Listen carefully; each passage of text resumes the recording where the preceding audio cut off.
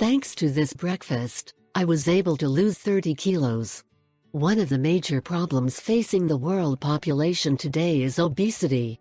Countries like China have already developed tactics to deal with it. In fact, at present, you can count the obese Chinese that exist.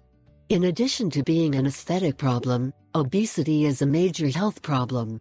That is why the leaders of nations are investigating an effective method of combating it. For many, changing their diet is a real challenge.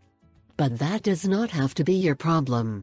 What is recommended in this case is to gradually abandon bad eating habits.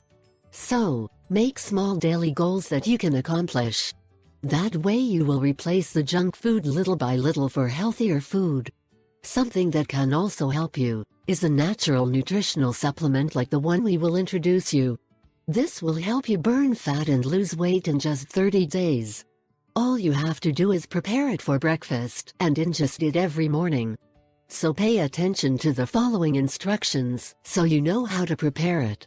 What we will need: low-fat or kefir yogurt, 300 milliliters. Oat flakes, 2 tablespoons.